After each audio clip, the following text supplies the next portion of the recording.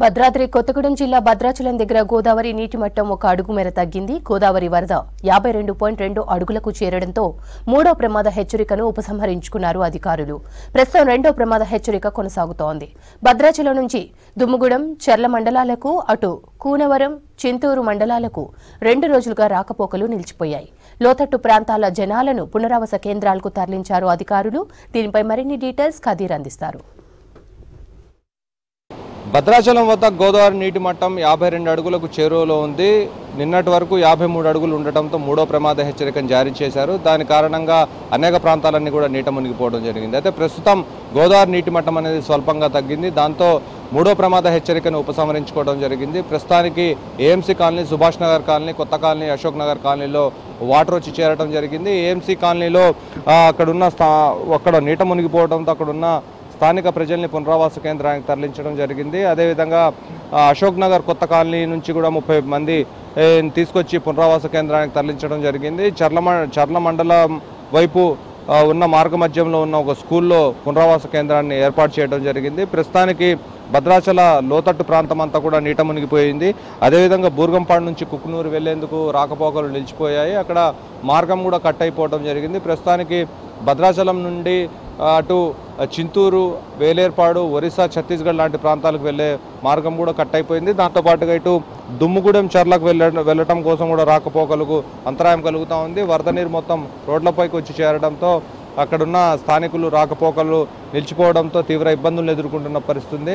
కొన్ని చోట్ల నిన్న స్లూయిజ్లు లీకేజ్ కావడం వల్ల ఏఎంసీ కాలనీలోకి వరద నీరు వచ్చిందని చెప్పేసి స్థానికులందరూ ఆరోపిస్తూ ఉన్నారు. సమయానికి మోటార్లు నడిపినట్లయితే ఆ బాధ తప్పేది, ఆ బాధ నుంచి తమకు ఉపశమనం లభించేదని చెప్పేసి బాధితులు ఆరోపించారు. దాంతో అక్కడ అలర్ట్ అయిన అధికారులు పునరావాస కేంద్రానికి తరలించారు. వారికి ఏదైతే లోతట్టు ప్రాంత వాసులు ఉన్నారో వాళ్ళు వారి సామాగ్రి, ఏదైతే విలువైన సామాన్లు ఇంట్లో ఉన్నాయో, పరుపులు, బెడ్లు, టీవీలు, ఫ్రిడ్జ్ లాంటి వాటిని తీసుకొని పునరావాస కేంద్రానికి తరలి రావడం జరిగింది. ప్రస్తుతం అటు మొండికుంట నుంచి భద్రాచలం రావడానికి కూడా రాకపోకలు నిలిచిపోవడం జరిగింది. అయితే ప్రస్తుతానికి అన్ని చోట్ల ఇటు పినపాక నియోజకవర్గానికి, అటు భద్రాచలం నియోజకవర్గానికి ఎఫెక్ట్ అనేది ఎక్కువగా ఉంది.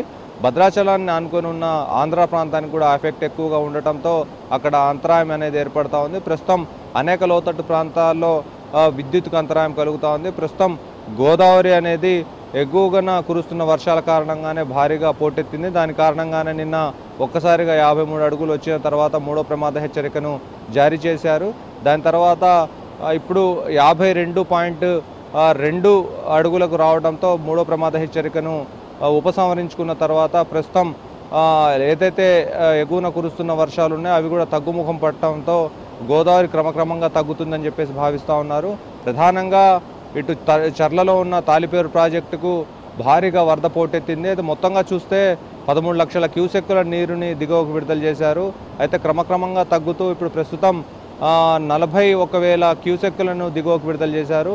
నిన్న ఏ సమయంలో చూసినా కానీ ఖచ్చితంగా 52,000 క్యూసెక్కులు, అదేవిధంగా 60,000 క్యూసెక్కుల నీటిని విడుదల చేశారు. కానీ తాలిపేరు నుంచి కూడా వరద కిందికి తక్కువ మోతాదులో వస్తుంది, ఆ స్థాయిలో వస్తుంది. కాబట్టి గోదావరి క్రమక్రమంగా తగ్గుతుందని చెప్పాలి. అయితే ఈరోజు మధ్యాహ్నం వరకు 50 అడుగుల లోపుకు వచ్చే అవకాశం ఉందని చెప్పేసి అంటున్నారు. ఒకవేళ నైట్ వరకు 48 అడుగులు తగ్గినట్లయితే రెండో ప్రమాద హెచ్చరికను కూడా ఉపసంహరించుకుంటామని చెప్పేసి జలవనరుల శాఖ ఓవైపు చెప్తా ఉంది. ప్రస్తుతానికి ఎక్కడ అవాంఛనీయ సంఘటనలు జరగకుండా, ఎక్కడ ఎలాంటి ఇబ్బంది లేకుండా ప్రజలను అప్రమత్తం చేయడంలో అధికారులు సఫలీకృతమయ్యారు.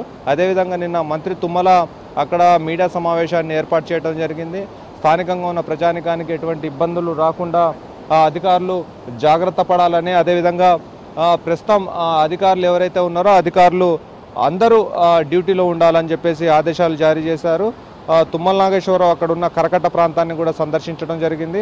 దాంతోపాటుగా అధికారులకు ఎక్కడ ప్రతి చోట కూడా అధికారులు అప్రమత్తంగా ఉండాలి, ఎక్కడ ఆస్తి నష్టం, ప్రాణ నష్టం జరగకుండా చూడాలి. అదేవిధంగా అక్కడ ఉన్న కలెక్టర్ కూడా సూచనలు చేయడం జరిగింది. జిల్లా ఎస్పీకి కూడా సూచనలు చేశారు. ప్రస్తుతానికి ఎక్కడ అవాంఛనీయ సంఘటనలు జరగలేదు కాబట్టి ఏదైతే ప్రాణ నష్టం లాంటిది కాకుండా ఆస్తి నష్టం ఎక్కడైతే జరిగిందో, దాంతోపాటుగా పంట నష్టం ఎక్కడైతే జరిగిందో దానికి సంబంధించిన జాబితాని సిద్ధం చేయాలి. ఆ నివేదికను ప్రభుత్వానికి సమర్పించి ఇక్కడ ఉన్న బాధితులు ఎవరైతే ఉన్నారో ఆ బాధితులను ఆదుకుంటామని చెప్పేసి తెలంగాణ కాంగ్రెస్ ప్రభుత్వంలో ఉన్న మంత్రి తుమ్మల నాగేశ్వరరావు భరోసా కల్పించడం జరిగింది. దాంతో కొంత అక్కడున్న ఎవరైతే బాధితులు ఉన్నారో వాళ్ళలో హర్షం వ్యక్తం అవుతా ఉంది. ప్రస్తుతానికి భద్రాచలం వద్ద 3వ ప్రమాద హెచ్చరిక విత్డ్రా చేసిన తర్వాత 2వ ప్రమాద హెచ్చరికను కూడా ఎప్పుడు విత్డ్రా చేస్తారా అని చెప్పేసి వాళ్ళు ప్రజలందరూ కూడా అక్కడ చూస్తున్న పరిస్థితి. అక్కడ ఏదైతే కరకట్ట కొనసాగింపు ఉందో ఆ కరకట్ట కొనసాగింపు వల్ల కొంత భద్రాచలం అనేది సేఫ్ జోన్లో ఉందని చెప్పాలి.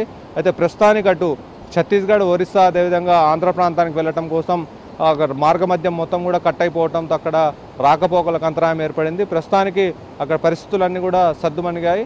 2వ ప్రమాద హెచ్చరిక తర్వాత అన్నింటినీ అంచనా వేయటం కోసం అధికార యంత్రాంగం సిద్ధమవుతా ఉంది.